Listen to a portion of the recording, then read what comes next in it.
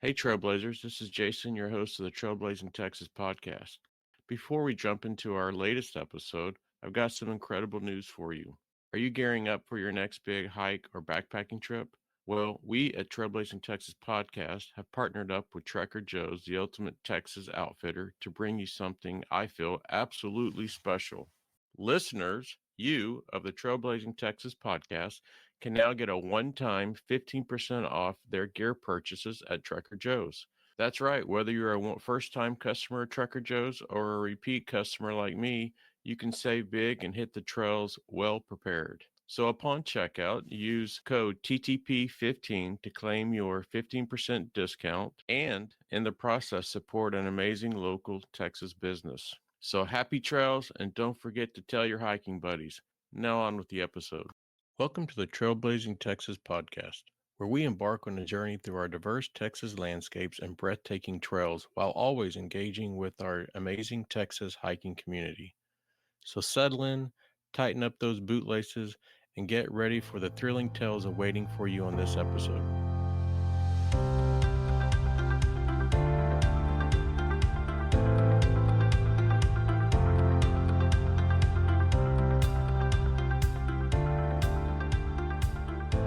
So I think I know the answer to this question, but for this hike, how did you prepare?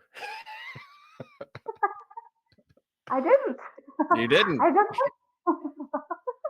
I didn't prepare. I guess like physically I didn't prepare, but again, back to that having my maps, studying where I was going to park, where I thought I would be the first night compared to eighth night, letting my husband know like this is my plan.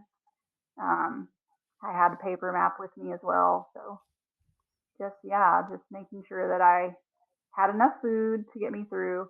And I always like to have an extra meal or two also, just because if something does happen and you have to stay on or you're out in somewhere where they can't get to you, where like a rescue team couldn't get to you, you are still going to have food, you're still going to have water to get you through that, until somebody can get to you.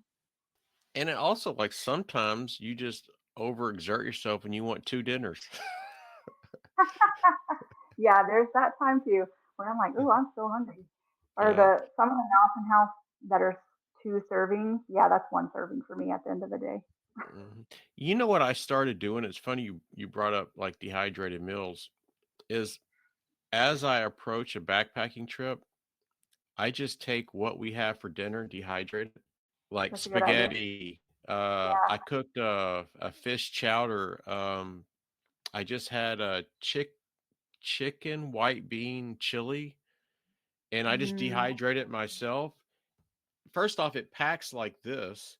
yes. Um, and okay, you if you know the expense of the dehydrator and but then I vacuum seal them, throw them in the freezer, Mm, and then when the trip is, I'm ready to go. So at some point, it's cheaper than the dehydrated meals. I know what's in them, so there's no yeah. chemical. I mean, outside of depending on how fresh you want to cook.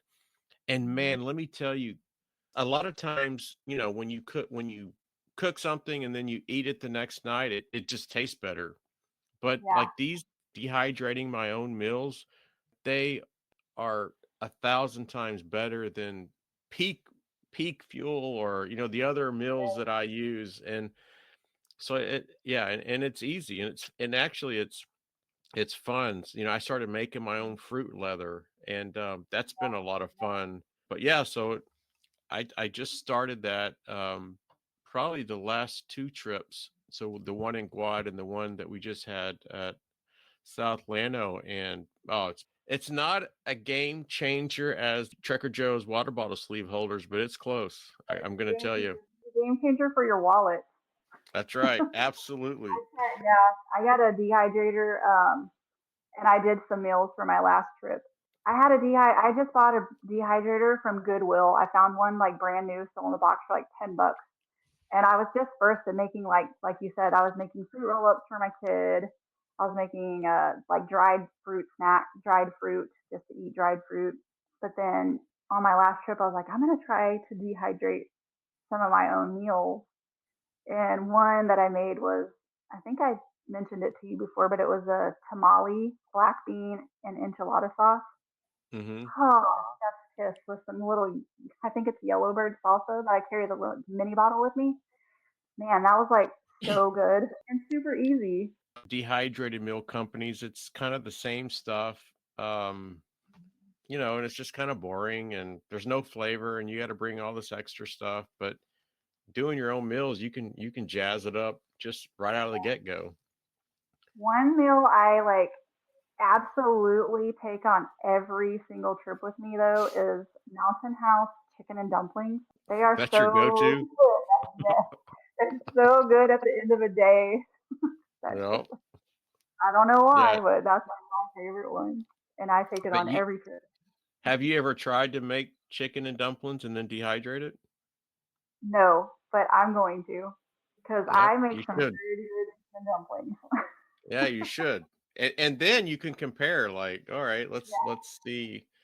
Well, so Mhm. during this trip, was there any gear that you brought that you or didn't bring that you're like, oh man, I wish I would have had it, or why'd I bring this? Because I ended up not needing it. I think on that trip, if I remember, I brought a book with me.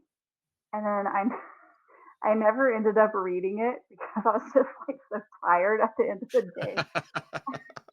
I was like, okay, well, that was a pound or two that I didn't need in my bag.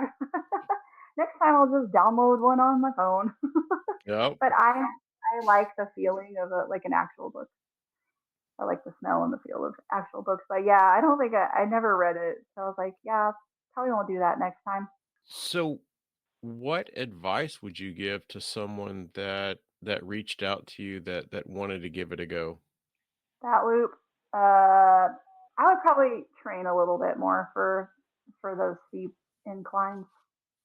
Yeah, especially if you're not in shape like I was. So yeah, So, probably train. Yeah, just being prepared. being prepared for those steep climbs because I was like, oh, they won't be that bad. But they were a lot worse than I thought they were going to be. That's always epic when physically you didn't prepare. And, like for me being in the quads, I'm like, oh yeah, that elevation gain is nothing compared to stuff that I've done before, and then I remember it one way. And then when I'm out there and it's 6 liters you're carrying, I'm like, oh my God. At this trip in October, it was like in the upper 80s. Ugh. So, and there's no I mean, there was, but you shouldn't count on it. Usually there's no clouds. So, I mean, I don't care if it's 23 degrees outside. That sun is cooking you. Yes. And yeah, this trip it was pretty miserable temperature wise. So, Texas. all right. So the next trail, the Goodwater Loop Trail. So, tell us a little bit about that. Where is it at and what drew you to it? That was Georgetown, and Mhm. that is a 26-mile loop, I believe, around Lake Georgetown. It is pretty rocky compared, like, there's a lot of limestone out there, so it's a little harder on your feet. There's a pretty good little road walk across a dam that's in full sun, so that was not a fun part of that trail. Um, there's a couple of Army Corps campsites around it that you can stay in, but there's also primitives that you can find along the way. And what drew me to that one was, get this, it was training to through hike the Lone Star the second time. Oh, really? My girlfriend and I were like, well, let's go practice hiking a little bit. So, because we were going in October, and so we decided to go do the Goodwater in September, like a few weeks before we went to do the Lone Star. And so did it prepare you? Did it prepare us? That one was tough. It like broke us down a little bit. Uh, Again, heat. It was so hot that weekend, and So we made it about, I think we made 11 miles, 10 or 11 miles, no, 10 miles the first day. And we were supposed to go like 13. I think we were breaking it in half. And we just couldn't get the last 3 miles out. It was so hot and we were running out of water. And the lake was super low, so you couldn't get to the lake to filter. Like the I bluffs were too high. You just couldn't get to the lake. And so we ended up staying at one of the Army Corps campsites so we could get water, rest up, and then decide, okay, are we going to bust out 16 miles? Because neither one of us had ever hiked that far in a day. So we got up the next morning and we're like, let's do it. And so we completed the trail the next day with that long road walk. nice. So those campsites had water? Yeah. Yeah. They were, like I said, it was an established campground. Hmm. So they had water. There was not water at each campsite, but there was water, a Right. water source there, like in the middle of the campground. You could And get is water. is that area first come first serve or is it reservation? It was reservation, but there was like no one there, and so we were able to go online and book a campsite right then and there. Hmm. Fortunately, Yeah. And so if you're planning that trip, is it anywhere you want to camp? Is it all where you need a reservation or are there some first come first serve sites? so there's like there are reservation sites, and there are a few designated primitive sites. There's like I think one on each side of the circle there. So Okay. like I said, we were trying to make it to that one at 13 miles and couldn't find it.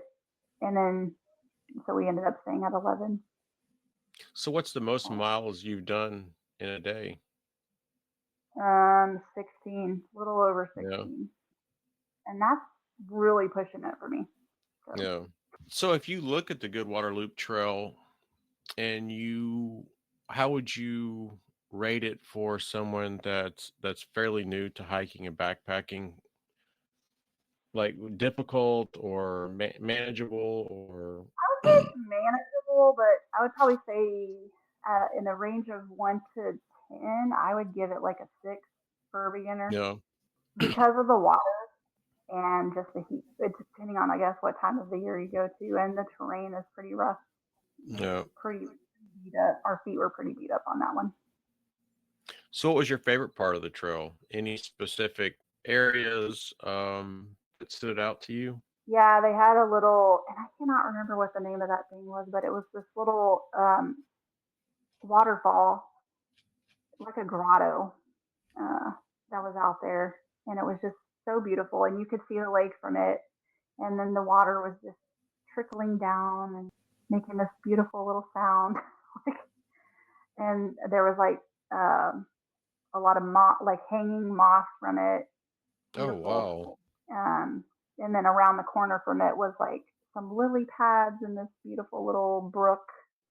But like I said earlier, I think that it fell down like maybe last year or the year before. So it's still there, but it's not as beautiful, I don't think. Haven't been back to check Yeah. it out, but it fell down, unfortunately. So were there any sections of the trail that were particularly challenging or maybe kind of unexpected? Yeah, we knew we had to walk that last bit across that dam, but man, that dam, it was hot. It was Yeah. black asphalt, pure sun, and just, you know, road walks are not fun. They stink. And I had my sun umbrella with me, and it was just still, I mean, it was just blazing hot. And that last, I think it was, I don't even know how many miles it was to finish that out, but that really tore my feet up being on that hot pavement. You get the same thing with the Lone Star Hiking Trail. You get, midway into it and you have, I don't know, what is it, probably in total more than 10 miles of just road walk. Yeah. And you're probably wearing trail runners, and they're not made for road walks. Especially They're those. yeah, exactly. So yeah, that sucks. So for this trail, probably the same answer. How did you prepare for it? I didn't. Yep. We just said, let's go. And we went.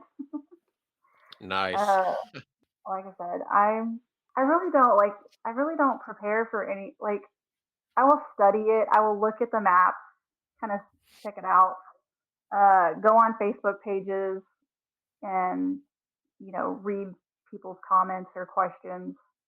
Ask if I have a question, I'll ask on there. Sometimes I'll get like books. If there's a book about the trail, I'll get that book and read it or peruse through it. Yeah. Um, I know the Lone Star has a great one. Goodwater has like a website and I think a Facebook page that you can look on. Um, but yeah, just mainly making sure I research it as much as possible. But like physical preparation, I don't do much of that. So you got the mental preparation down, the Yes, physical preparation. Who needs that? just get your mind right. That's right. So what about, was it pretty crowded? No, I think we only ran into two other hikers. No, we ran into four hikers on that Yeah. trail. And one of them was just a couple. They were out day hiking. And so they were just doing a little section of it. And then the other two people were two girls that were doing it all in one day. So we were like, go you. Like, Yeah. I am, and that's an admirable thing, but not, I don't do it. Yeah. And But also they were not carrying all the gear and stuff. So yeah. no, no. But even so, like if I wasn't carrying all the gear, I do not think I could do 26 miles in a day. You could. Like maybe I could if I pushed myself, but I just don't have the. I just don't really want to do that. It's not something that I'm interested in doing. Yeah, the longest I've ever hiked was 31.24 miles, and it was on the Lone Star Hiking Trail because I have come to the realization I will never do a long trail. Um, I just wouldn't leave my family for 6 months, Yeah, or 5 months. yeah. But I wanted to do a 30-mile day, so I talked Henning into going out with me, and it wasn't bad until about mile 28. And then at Mm, mile 28, you're kind of like a zombie. And we didn't train for it.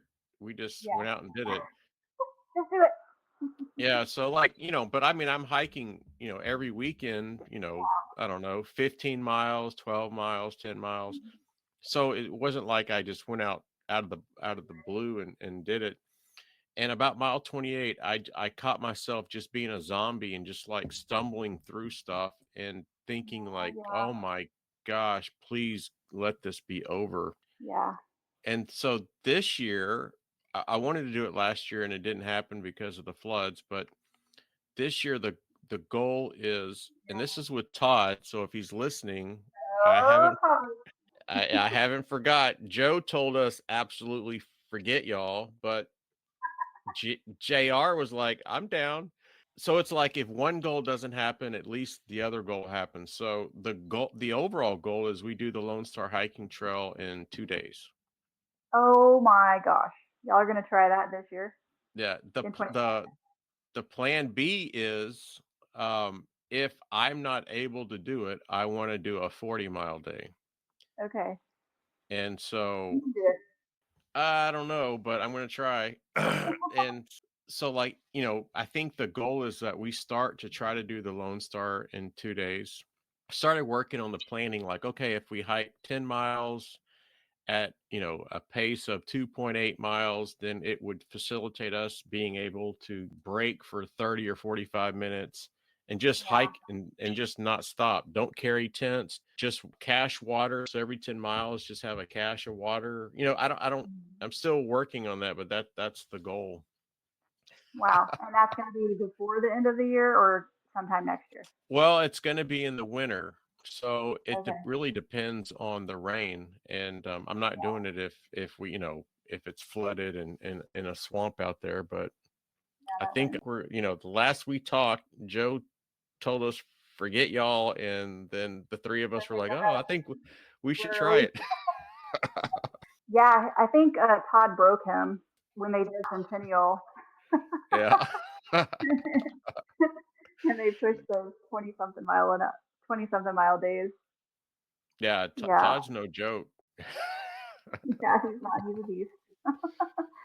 Yeah, but going back to like you said, you just turn into like a zombie, at some point. That happens for me, and like you can't pick up your feet, and then it gets Yes. to where you're like sitting on roots, or you're just falling. And I've had that happen to me, and I'm like, okay, I'm done. I got to find a spot. So where it gets Yeah, dangerous. and that's dangerous. Like when you mentally check out, Hmm. you're in trouble, Yeah, and yeah, I think that's that also plays into like what we were talking about, like physically you may not train, but a lot of these hikes and stuff, mentally you have to be present, and that is exhausting. Like you can't take a break, you can't um you know I don't know, like zone off. You have to be in the moment at every hmm, aspect, and that also is an exhaustion, and it's something that that you definitely have to work at. yeah. Especially if uh like if you're in a place where there is like dangerous wildlife, you kind of have to have your head on a swivel all the time. Or even as a female solo hiker, when I do go by myself, I'm watching for two-legged animals too. So I'm always aware, Yeah. and I'm always checking back behind me, and I never wear earbuds or where I can't hear what's going on around me too.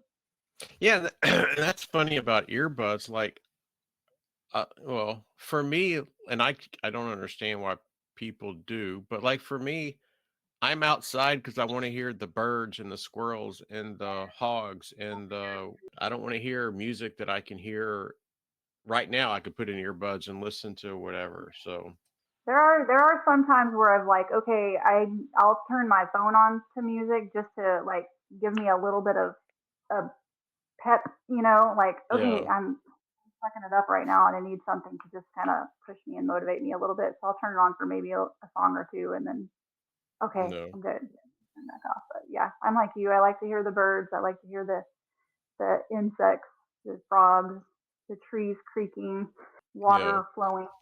Yeah. So right now we've gone over three of your epic hikes.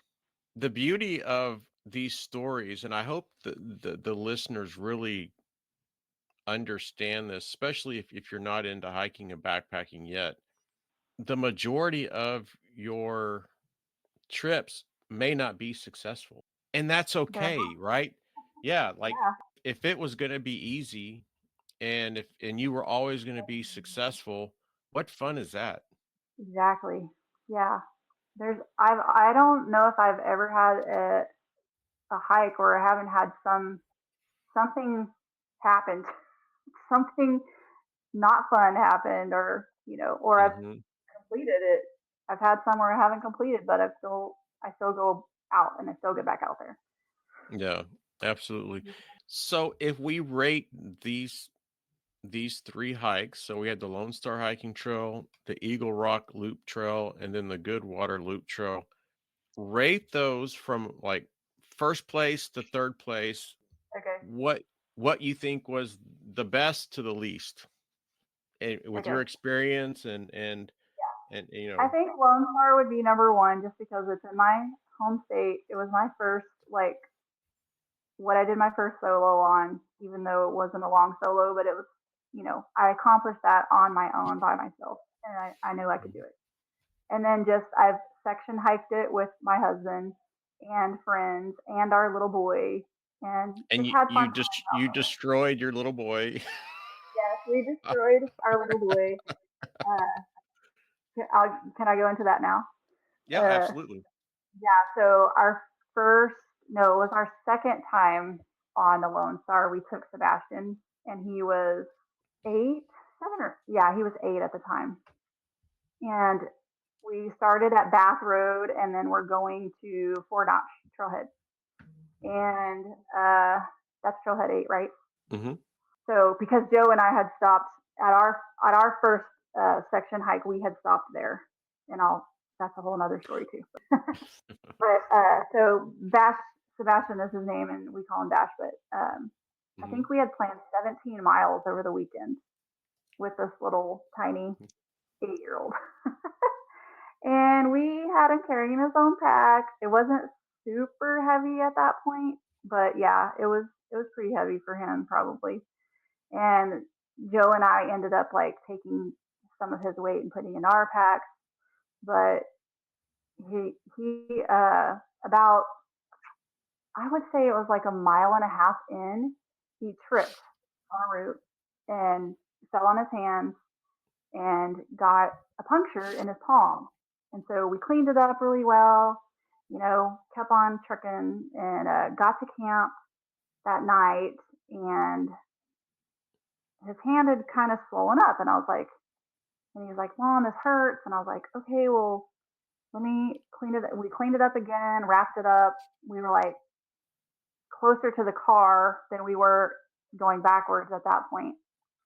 And so we were just like, we're going to keep going tomorrow and your hand will be fine.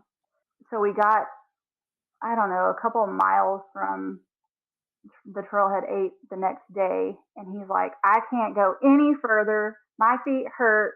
Like, he's like, I'm done. He was crying. He was upset. His hands were hurting. His feet were hurting.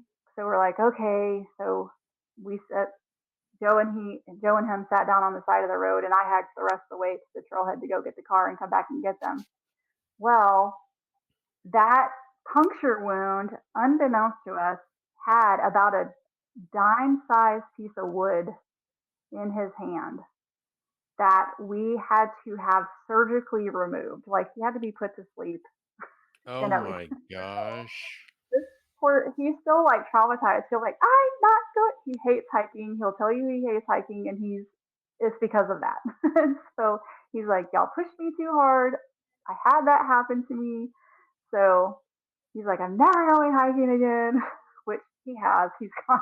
But we make sure he has a very light load and we don't go as far. But yeah, that little boy did about 15, 16 miles over that weekend uh, with a piece of wood in his hand and his boots Golly. and his feet hurting. Um, and then also on the first night when we had got into camp, it was super cold, and I had just made a mountain house meal, and I was like, oh, I thought I was going to be so smart and like put this mountain house meal under my jacket up against me to like keep warm. Well, the darn thing, it was chilly. So the darn thing popped open and like boiling hot chili was all over Oh my my stomach. gosh. And so I'm like throwing it off, like trying to get it off of me. And it gave me like second-degree burns. I had blisters. It was bad. The only thing, and then I was like, Joe, I need the first aid kit. Like, find me some gauze or, something to put over this and some tape. Well, he had left the gauze out of the first aid kit. So I had, and this is funny and probably TMI, but I had a panty liner with me. I taped a panty liner onto my Oh, stomach to cover the burn. hey, you got to It was do what you got to all I do. had. And so, yeah, so we were just laughing about that. And yeah, but Oh yeah, my that's gosh. uh, we had some bad things happen, but we still, we still go out and hike. So Oh that was my gosh. so back to the question. Yeah. Lone Star number one, just because I've had so many, you know, Right. fun, not so fun memories on it. Um, Two would be Eagle Rock, just because it was amazingly beautiful. And then three would be Goodwater. So Hmm. you really think the Eagle Rock is worth it? Because like Yeah. I'm like I'm looking for a place in February, and I can't believe I'm about to say this, and I don't know if I'll let this come out in the episode. Um, but I've hiked and backpacked all of the Guadalupe Mountains. Hmm. I've done every peak there. I've connected almost everything you could possibly connect. And this last time, and also like just talking to Henning, like I really started to get the urge to, and that's kind of like I'm usually there a couple times a year, but and I go in October and February, but now I'm really starting to get not so much to get outside of Texas, but to go see what else is out there. Like, I've been to Rainier a few times, the Hmm. Olympics. I've hiked in other places, but like is to kind of break away from the quads. And God, I can't believe I'm saying this. And I even have the ink of the quads. Yeah. But yeah, and so that that Eagle Rock Loop has been brought up because I can get up there pretty quick. Yeah. If I wanted to day hike it, it wouldn't be a big deal. But Yeah. or just have an overnight. It's interesting to me to get your perspective on that trail, knowing as experienced of a hiker and backpacker that you are, that that you feel that it would be worth going out and experiencing it. I think it's definitely worth it. All right, so this is the last trail, and I think this is the one I can't wait for. Like I'm excited about this one, the Centennial Trail. Oh gosh, another fail. Yeah, I'm not sure if you know this or if Joe said don't tell you, but we saw a picture of you and Oh, which one? your face did not look happy. Was it when I was doing that Mount Rushmore? No, I think it was a picture of you. Were you changing or tending to your feet? Oh, And we were asking Joe, like, hey, how's it going? How's she doing? And he just sent the picture, and it looked like you wanted to take a sledgehammer and smash phones, smash hiking gear. And so, I kind of, wonder what day. yeah, just set up. Okay, where is it? Where's the trail? Kind of like, what are the Dakota in the Black Hills, and it's a 126 mile ish. 100. It's debatable. Some people say it's like 121. Some people say it's 130. So I don't know. It's somewhere in between there. and where is it located? In South Dakota, in the Black South Hills. Dakota. Yeah, yeah. Yep. And you were gonna hike all 100 and something miles? I'm gonna hike all 100 and something miles. Yep. And I Okay. ended up doing 40. All right. So this is the first stupid question that I'm going to ask. How did you prepare for it? Again, maps, studying the book. There is a book to it. Um, being on their Facebook page, No. with, reading questions of other hikers that have hiked it. Um, Todd actually and Joe and one of their other friends, Kyle, hiked it Hmm. last year, and so I was just getting you know some advice from Joe. He was getting advice from Todd to give to me. So yeah, that's how I prepared, just mentally. And not physically. No, That's where I never. was get. That's what I was getting No, to.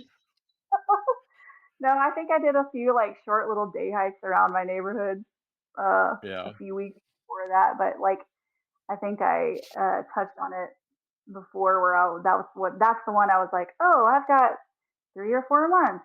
Oh, I've got 2 months. I've got a week.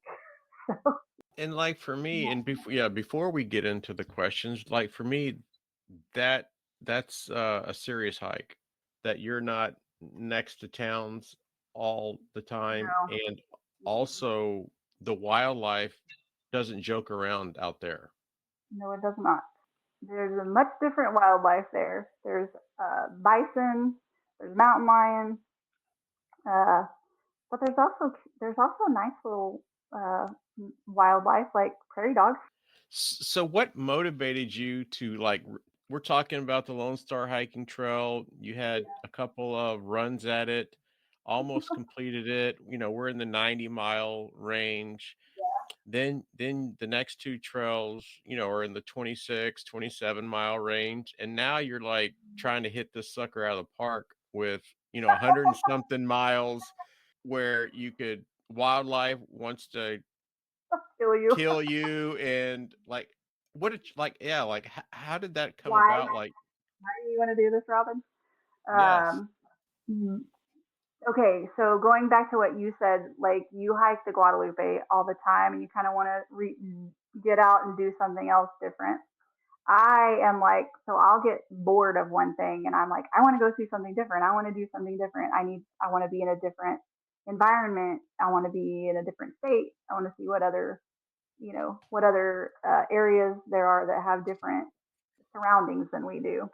Yeah. And then also, it was a motivation for me because my husband had hiked it the year before. So I'm like, well, if you can do it, I can do it.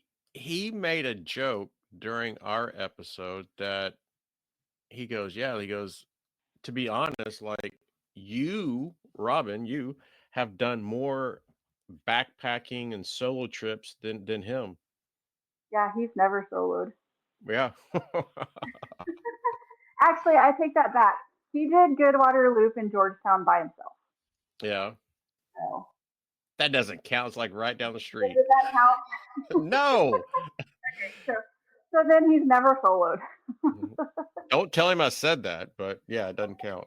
The time he went to Lone Star, he had planned to solo it, and he had been talking to someone on the Facebook page, and they like started messaging each other, and so they kind of like had been talking and knew each other. And this guy, I can't even remember the guy's name now because he doesn't stay in contact with him, I don't think anymore. But the guy ended up being out on trail the same time Joe went out, and so they ended up meeting by coincidence on the first night that Joe was out, and then they hiked the rest of the trail together. Yeah. And then same thing with all his other hikes. He had met Kyle on like one of the Facebook pages, and so he started hiking with Kyle, and then Todd got into the mix, and so yeah. You have Joe, Todd, Kyle as references, your own research. You start to understand that this trail is no joke. Not that the other trails were a joke, but this is a different level of a trail. And that didn't click you to, hey, maybe I should prepare, not mentally prepare, physically prepare a little bit more?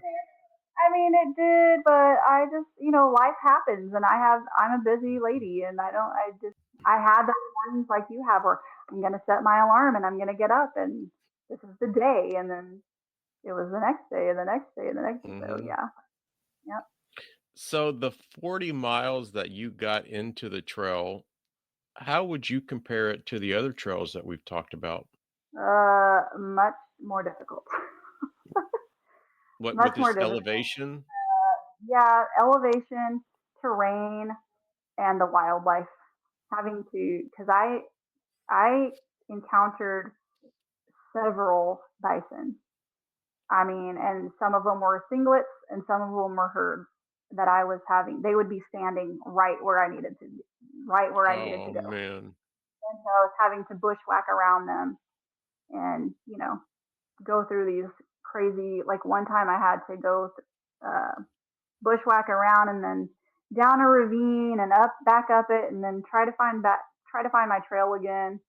And it was difficult because it was full of brush and briar, and so I'm like, bushwhacking through all that, and you're trying to keep the bison in your sight still, and make sure they're not coming near you, making sure you look out for that hooked tail because that means they're, they're not happy with you. So yeah.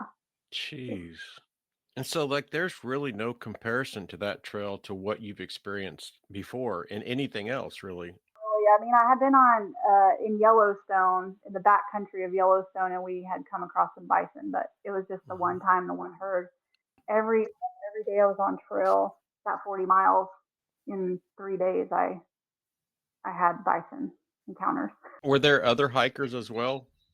I came up on, let's see, a couple of day hikers that lived in the area and were just out for the day, and then I came up on one other backpacker, um, actually, he came up on me the first day, and he had caught up to me, and I was like slowly and steadily like huffing it up one of the mountains or hills they call them.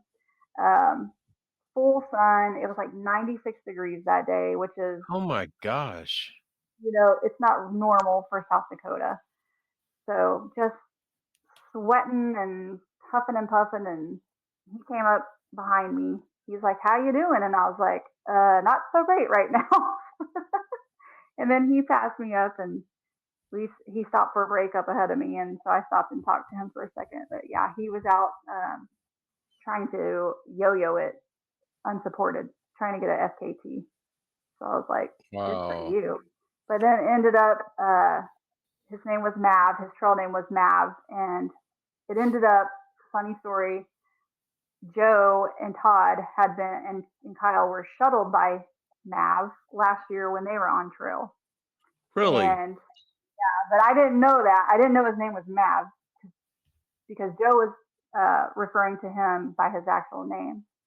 And so then when I met up with Joe that evening at my first camp, I told him, hey, there's this guy out here, Mav. Or I didn't say it. I don't think I said his name. I said, there's this guy out here. He's trying to yo-yo it for an FKT unsupported. And he's like, oh, my friend so-and-so, he's trying to do that too. And I said, well, he better hurry up and get out here because this guy's already trying. Well, it ended up being the same person. Like Joe and I figured it out like day 2 or 3. I was like, he goes, yeah, I messaged him and told him you were out here. And I was like, yeah, Mav. He goes, that's the same person. Oh my gosh. But he ended up actually coming off trail too after like 3.5 days because just the weather. He said it was unseasonably hot. It just, wasn't the right time for him. He wasn't feeling it. So Yeah, he can't do it. he couldn't do it. So what's it like for you? I mean, Joe's up there supporting you. You're by yourself setting up camp knowing that there's mountain lion, there's bison that could just roll through there. Like how did that mentally play into all this? Yeah. So on that trail, the days that I was on it, I wasn't ever camping by myself. I always met up with Joe. Oh, okay. Yeah. So there was a couple of days where I was supposed to camp by myself, but it ended up where I ended up back with him. So I didn't camp alone any on that trail. You don't have to answer this question, but when you were out there hiking, do you carry? I do not. I carry a knife and I have taken some self defense classes, Yeah. and I'm still taking them. I'm not proficient at it by any means, but I at least know, how to get myself away from somebody if I need to. Hit them in the good spots. Yeah, I've thought So, about carrying, but it's not that I have anything against carrying. I just haven't yeah. got there yet. And I need to find, like, you're always worried about weight. And so how heavy do you want, you got to find the small little pistol or something that doesn't weigh a lot. Yeah. And where do you know, what's a comfortable place to carry it with your backpack Yeah. on and all that. I'm sure that I can find all those answers, but I just haven't gotten to that point yet. Yeah, and like for me, I don't usually carry. I have before, and it's only because of the two people or the two-legged animals, not the four-legged. Um, Yeah, and I'm the opposite, where like you don't hardly come across anybody on trail a lot of the time. So mhm, you are like, I don't know, I just don't feel ever like I'm in danger of that. no. So I don't know if you've heard. Yeah, I'm always my hiking partner Henning. He was he's an ex-Marine sniper, so he has like some cool scopes. And one of our goal is to get out and just camp out on a ridge line with these scopes and try to find a mountain lion at Guadalupe Mountains. Oh yeah. Yeah, that's I want to see a mountain lion so bad. Under the right circumstances, let me Yeah, rephrase you don't that. want Like but yeah, so that's kind of a goal that we have is to just to dusk and dawn, just kind of chill out on a ridge and just, You and can I find guess one. it would, yeah, it would also facilitate any animal. It would be cool just to watch them from a distance and them not really knowing that you're there. Yeah. Um, Mountain lions know you're there. Absolutely. You're There's mountain lions that have watched us because we're did the quad. We're always in the back country. They're licking their chops as we walk by. Oh yeah. Don't they say they see you like probably 10 or 15 times before you would even notice they were there? Yeah, and if they're gonna attack, they're coming from behind and you'll never know. Yeah. Yep. There's a lady that I call her Ranger Pam, and I've talked to her off and on for I don't know 2 or 3 years, and always ask her about the mountain lions because she's seen them out there, and she's also involved in all the rescues and recoveries Mhm. in the park. She and so in talking to her, sometimes I get some of the information that's not publicly available through Mhm. news articles and stuff. So and she's spectacular. Like she is absolutely spectacular. Yeah, so I'm always asking her about the mountain lions and stuff. So yeah, she's a really neat person to get to know. But and you meet people and they're just connected. Like there's something special about them that they are just connected. And some of the stories, over the years of her many, many years of rescuing people and really being all over the country as part of these rescue programs. She is connected to the mountains, to nature. There's a connection that she has that way different than anything that I've ever experienced. And yeah, she's absolutely spectacular. All right, back to Centennial Trail. What do you think are some standout features of the trail that may be a little bit different than what you're normally used to, at the Lone Star Trail or here in Texas? Yeah. So one thing I really, really noticed was the rock. There is a lot of quartz there and like obsidian. I guess that's why they call it the Black Hills. And then also another thing that is really cool that there's a view of Mount Rushmore from that trail. Really? So you get a different perspective of Mount Rushmore than the tourist that's going up to the park and seeing Mount Rushmore from the park. All right. So, okay, we know physically you didn't prepare. Mentally, we understand, how you go about with the maps and the research and stuff. For this particular hike, being that it was maybe something that you were not used to mileage wise and just really overall, was there anything that you did differently going into that hike than kind of normal? Um, Not really. Uh, well, I would say like my husband came and supported me, and that's not a normal thing that I do when I hike around here. Like he knows where I'm at, he knows what I'm doing, but for this one, he is like, "This is different. This is way far away from home. So I don't, I want to be where I can get to you quicker if I need to." So that was something that was really special that he was able to go up there and kind of just stay around where I was, making sure that if he needed to get me off trail or whatever, then it was easy for him to do so. So that was nice and Yeah, I different. remember I remember when this was happening and you guys were planning it out, that was something that he mentioned a few times that was important. So getting out the orders and making sure that he was going to be there, he put in the work. He did, and I'm so appreciative because if he wouldn't have been there, I would have been like, I don't know if I would have just, and I don't know if him being there was like a scapegoat almost for me at times when I had the blisters and I was like, okay, I can't go anymore, I have to get off trail. So it was easy for me to get off trail because he was there. Had he not been there, that would have been a whole different story. Would I've kept pushing? Would I have gotten off trail and had somebody, you know, a shuttle person come pick me up, you know. So that could have turned out a lot differently if he wasn't there. So what do you think the main challenges that you faced during the hike? And then eventually what got you off trail? Like what was the reasoning where you said, "All right, maybe next year." Yeah, so just that first day was 96 degrees. I'm in full sun on some of these peaks, and I had started developing the blisters.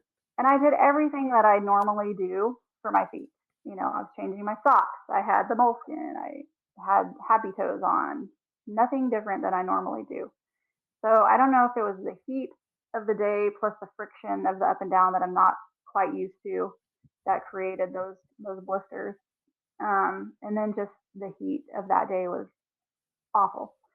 And so then I went about 15, 16 miles that first because you have to because there's nowhere to legally camp because it's in a that part of the park that isn't it's not allowed. And so I got to camp and I was hot and my feet hurt and I had the blisters. And so the next morning they kind of puffed up and we drained them and I kept going and they got a little worse, but it was nice and cool that next day. So I was like, okay, this is fine. I can do this. And then when I got to camp that night, the blisters were swollen up again, filled up again, rubbing. Just nothing felt great on my feet, no matter what I was doing. And then so day three, I took a break. I didn't go on trail at all. And then day four, I was like, okay, got this. Fixed up the blisters. Um, you know, made it from that campsite to Mount Rushmore, which was I think 6 or 7 miles. Um, and that last mile to get there's a little spur trail that goes from the main trail to see Mount Rushmore in the park. And so I had met Joe and Sebastian up there, and that was like straight up. It was very steep for that mile, and so that was rubbing on my blisters some more. And it was hot that day again. We had lunch. I said, okay, I'm going to keep going. I think I had about 8 miles to go that day. And I made it another 3 or 4. And I was just going so slowly. And I had the blisters had filled up again. I tried to fix them on trail, draining them, popping them again, padding them up. And then as I was coming down an incline, I slipped because it was like really loose rock, and I slipped. I didn't fall all the way down, but I slipped just enough to irritate an old MCL tear that I had, and so my knee was kind of bothering me a lot, and so I had slowed down to where I was just hiking like so slowly, and I was like, I'm never gonna make it to camp before dark. Like this is just, I was just in pain, and it was so hot. The blisters were every step I took was just painful. My knee was hurting, and I didn't want to hurt my knee anymore. Mostly that was it. I didn't want to hurt my knee any more than I had already had because in my younger years, I have just kept pushing. That's how I hurt my knee in the first place. Um, on an OC, I was doing an obstacle course race, and like the third obstacle was a wall that I was jumping over, and I heel hooked it and tore my MCL, Oh, heard it pop and everything, and then finished the race on one leg and upper body. So, and so I've gotten to the point where I'm like, okay, I need to listen to my body more. And so, you know, I was just done at that point. And so, um, I had no cell service.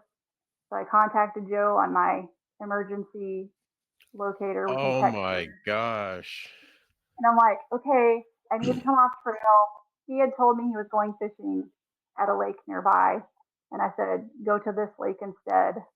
Um, and then when I got service, I was able to call him and be like, okay, this is where I'm going. Because I looked at my maps and I figured out that I could get off trail by taking this little spur down to this other lake.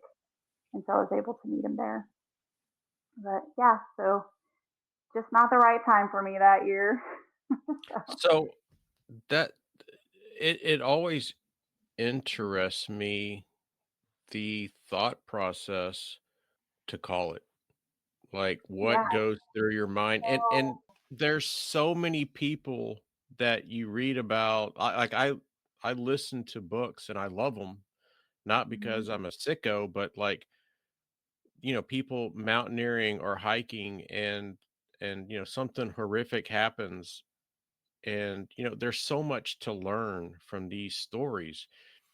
And it's just a fine line. Like, a lot of times if they would have just stopped when they thought they should have stopped, they'd be here today. And so, you being in that situation, how hard was it to call it? It was really hard because I had been having this in my head for months that this is what I'm going to do. I'm going to finish this. I told Joe I'm not going to quit. Like I told other people, I'm not going to quit. And so you feel like you lost, you know, you didn't win your own battle. And Mhm. you're like, dang you body. Because in my head, I was like, I can still do this, but it was my body. And, I had to listen to my body because I'm not old, but I'm not young. And I just didn't want to tear my body up anymore. And also, if I had kept going and hurt my knee more, then I'm in a place where I had checked my maps and I was like, if I keep going, there's nowhere for me to bail out. And so that would have put me in more danger. So I was like, I have to be safe. I have to listen to my body, even though my mind is like, this sucks. I really wanted to finish this, but it's just not the time. Going back to giving it to God, like pray about it, listen to him, listen to yourself. So listen Yeah. to your body. And you're 100% right. And, I think a lot of times it's our ego. Like, Yes. you said, I told people that I was going to do this and I can't Yeah, now not I do feel like it. I'm letting down. Yeah. I've been there tons of times, and it was really hard for me to get to the place where, and I think it was on one episode early. I'm actually still editing the episode. And we recorded it a long time ago. Where it's at some point they just realized that um, it's not about the accomplishment; it's about the journey. Mhm. And like, we should just take a step back. Like, if I finish or not, like, who cares? How blessed I am to have this opportunity just to be out Exactly. here. Yeah. And yeah, I'm going to give it a go. I'm going to give it my best. Yeah. Because so many people don't get that blessing and that opportunity to see all that is in creation. Like, I was talking about the Fibonacci pattern and just the tiny little minute details of everything that is out there. And what a blessing to get to see that and get to feel that. You're just alone out there with God and his creation. And it's just amazing. Absolutely.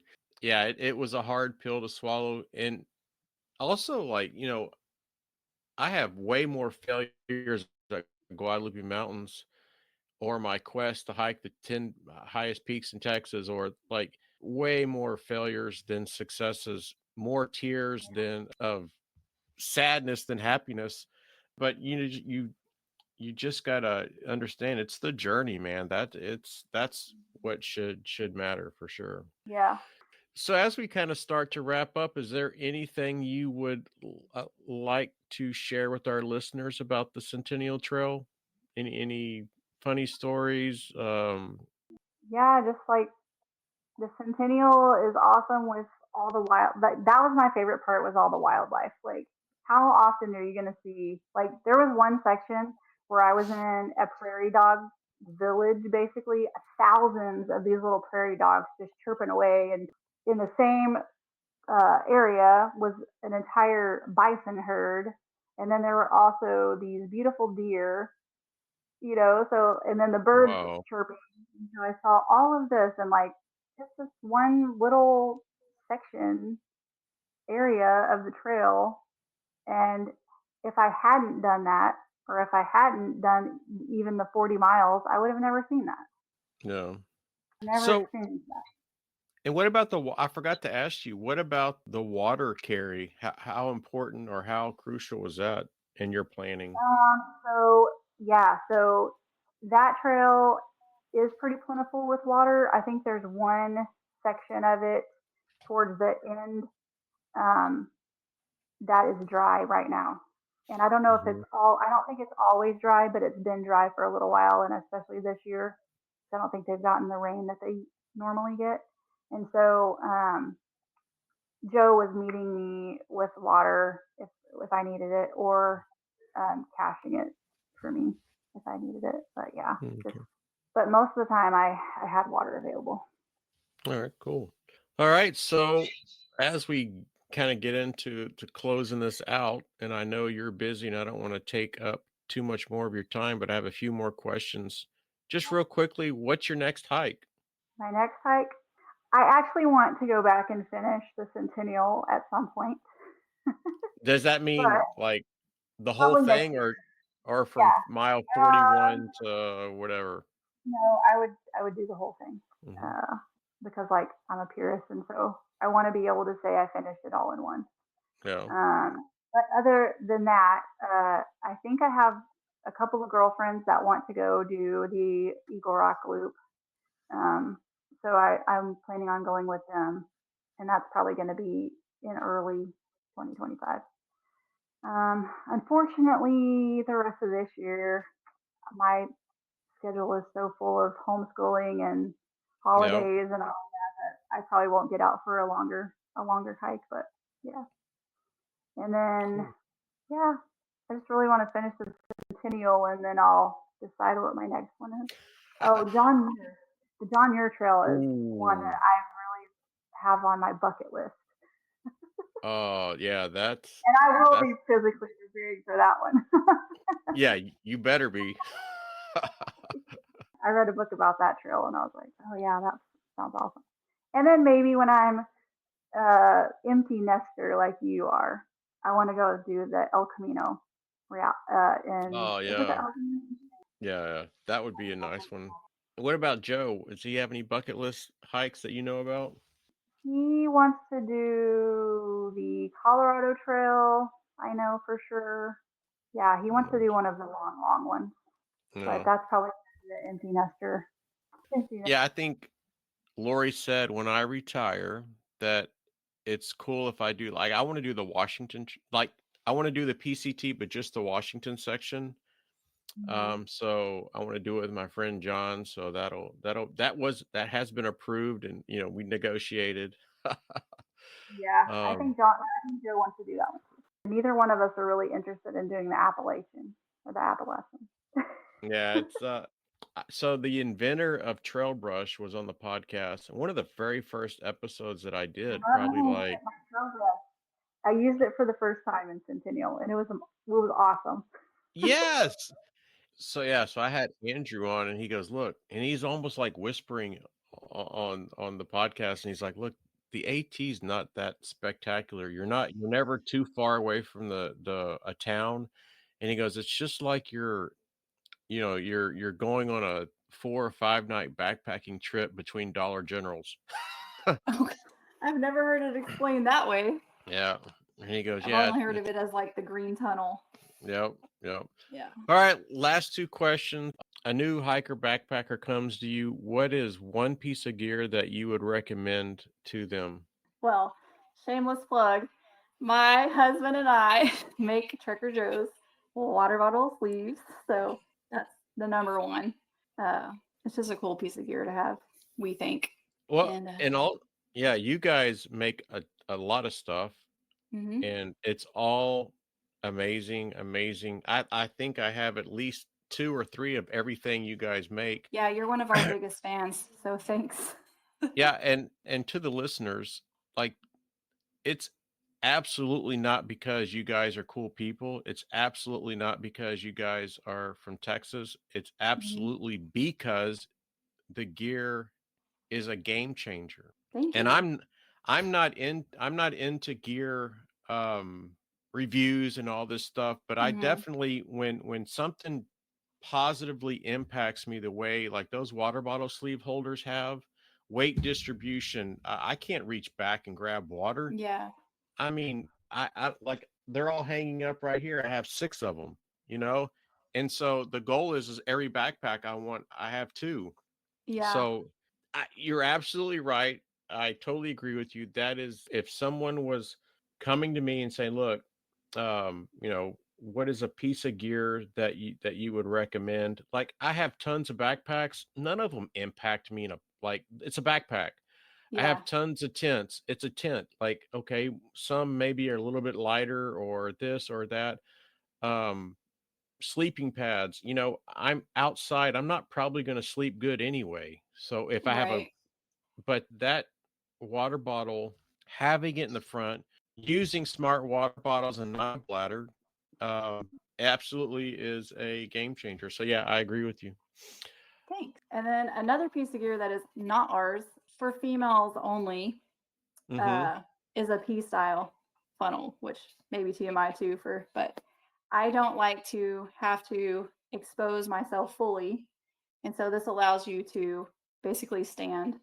Um, I don't have to take my backpack off if I don't want to, I don't have to stop, take my backpack off, take everything down, have myself exposed in the middle of the woods where there could be hunters that I don't see, but they see me, those All kinds right. of things. So, But that yeah, works. yeah, it works. Okay. Mm-hmm. So Yep. say that again. It's the P style. Peace style. And I guess Mm-hmm. Amazon or something. Yeah, you can get them on Amazon. I think Garage Grown Gear carries them as well. Okay. But I highly Okay. recommend for females. I have a couple of friends that bought one just because I was using one. Um, it is kind of funny, like if you happen to look over and see your girlfriend standing while peeing, and it makes life so much easier on trail for me. So Yeah, and I definitely, yeah, I mean, it's having the feeling of not being as exposed as yes, probably normally, I think is goes into that whole thing of feeling safe and yeah, facilitating you wanting to get out in the woods. yes, So, exactly, for all right, sure. so we definitely agree on the gear.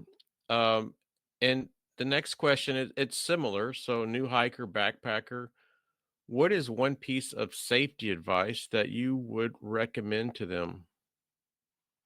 I can't say it enough. Always, always make sure someone knows where you're going and your itinerary while you're there. Yep. Hey, every episode I've answered the same question. I mean, so you must have been listening to the episodes because we have the same answers for the last two questions, and it's free. Yeah, you don't have to do You anything. you don't need a Garmin. You don't need special gear. You just need to be able Hmm. to communicate some Yep. way, somehow to someone to let them know what you're doing. And again, like when Lori leaves the house to go just on a neighborhood hike, she tells me, I'm going hiking. I'm gonna walk here and I'm gonna go there and do the loop in the Yeah. park and come back. So, Hmm. and I know how long it's gonna take her, and you don't deviate from that. Yeah. And honestly, a neighborhood hike, knowing where you're going in a neighborhood hike in population is probably even more so than being out in the woods. And Yeah, because there's just more, the two-legged people are more dangerous and more yeah, there's more of them in a neighborhood. absolutely. All right. Well, I think I have taken up way too much of your time. I have No, it's truly good. enjoyed this. I can't thank you enough for coming on the podcast again.